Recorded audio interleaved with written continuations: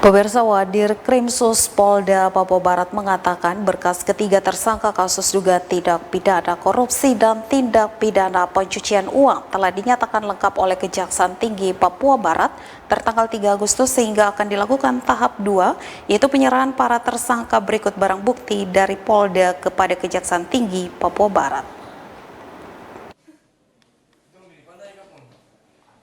Demikian disampaikan Wadir Krimsus Polda Papua Barat AKBP Ongki I Gusnawan kepada wartawan saat memimpin press release Sabti 3 Tipidkor Direktorat Reserse dan Kriminal Khusus di Mapolda Papua Barat di Andai Manokwari. Dikatakannya selain barang bukti berupa uang tunai, mobil dan tanah serta bangunan yang total nilainya sebesar 20.553.250.000, barang bukti lain yaitu dokumen proposal NPHD, rekening koran KONI Papua Barat, laporan hasil audit, LPJ tahun anggaran 2019, 2020, dan 2021, serta beberapa dokumen pendukung lainnya, semuanya akan diserahkan bersama 3 tersangka AW, DI, dan LS kepada Kejaksaan Tinggi Papua Barat untuk menjalani proses hukum lebih lanjut. Jika dalam perkembangan selanjutnya di persidangan tidak tertutup kemungkinan akan ada penetapan tersangka baru dari kasus penyalahgunaan dana hibah KONI Papua Barat tersebut. Dan hari ini kita akan melaksanakan tahap 2 ya rekan sekalian, berdasarkan surat dari Kepala Kejaksaan Tinggi Papua Barat tanggal 3 Agustus tahun 2023 yang menyatakan bahwa berkas perkara yang telah kita kirimkan kepada Kajati tentang dana hibah KONI Provinsi Papua Barat ini sudah dinyatakan lengkap setelah sebelumnya kita kirimkan dan kemudian ada pengembalian karena ada beberapa hal yang harus kita lengkapi, dan setelah itu kita kirim kembali ke Kajati dan sudah dinyatakan lengkap, sehingga hari ini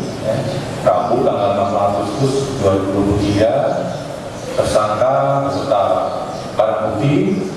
akan kita serahkan kepada pihak Kejati. Ya, untuk terduga lainnya ya rekan-rekan sekalian, ini tetap masih kita lakukan pendalaman ya. Begitu juga nanti sampai dengan proses ini tetap akan kita ikuti sampai dengan di pengadilan. Bila di suatu saat ada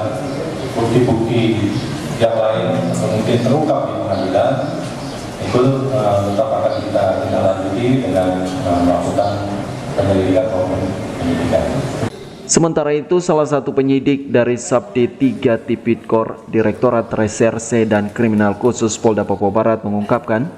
seluruh uang tunai sitaan yang berjumlah Rp3.908.250.000 disita tidak melalui bank, namun disita secara cash dari ketiga tersangka.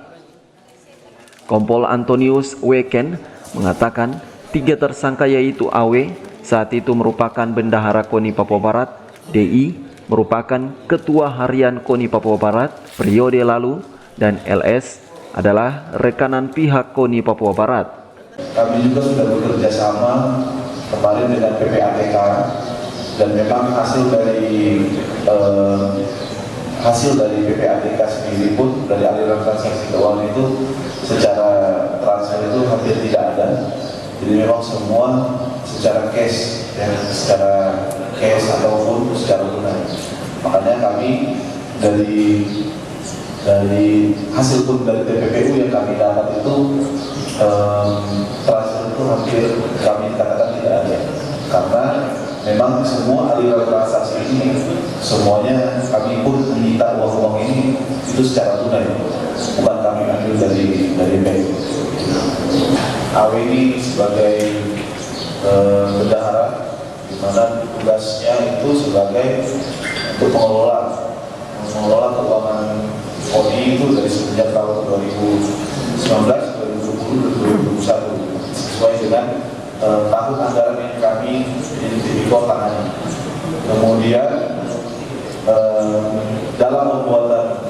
sebagai bendahara ini, dalam perjalanannya, dalam pelaksanaan tugas, ternyata kami temukan beberapa perbuatan melawan hukum ya, seperti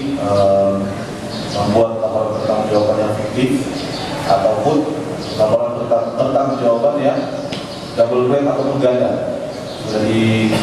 sudah di LPJ kan sebelumnya ternyata dikenakan lagi untuk LPJ yang lain seperti itu. Kemudian untuk tersangka DI ya ini sebagai ketua harian di mana yang bersangkutan juga sesuai dengan keterangan saksi-saksi yang lain ya, menerima sesuatu dari bendahara dan memang posisi dari sebagai ketua harian ini yang